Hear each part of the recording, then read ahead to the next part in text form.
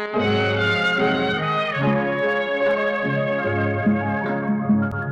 ងកំពុងហាវរៀងរាវខ្មែរមននាងពេទ្យគូកនដើរជួយអ្នកស្រុកក្រោយពេលសង្គ្រាមខ្មែរយើងបានសុខបានផុតពីទុក្ខខ្មាំងគៀជីចូលបងបានឃើញស្រីឡើយពីកំពុងស្រអែមត្រឹសទ្រង់ដើរពេលសាយន់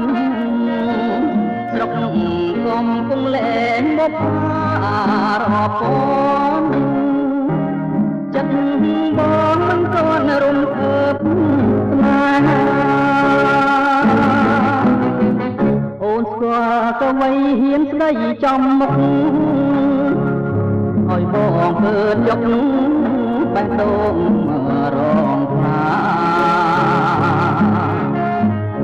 ចំអន់សាច់លេងបានតែវិចាខ្លាចត្រែកមកថាមានម្ចាស់ទៅហើយអោកងជ័យទាត់ទឹកពាត់ជុំវិញបងអ្នកភ្នំពេញកំព្រាខ្វះណាបើ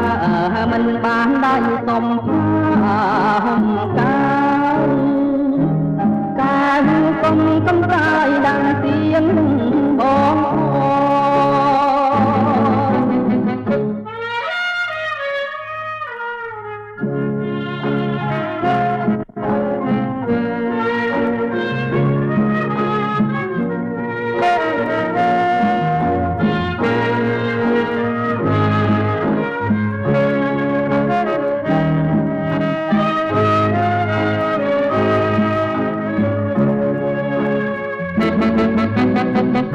អូនស្គាល់ក៏វ័យហ៊ានស្ដីចំមុខឲ្យបងបឺតយក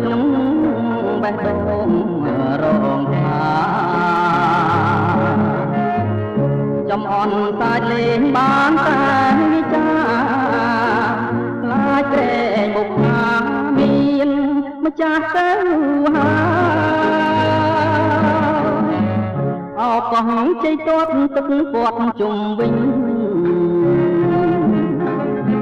បងអ្នកភ្នំពេញកំព្រាខ្វះណាបើមិនបានដៃសំ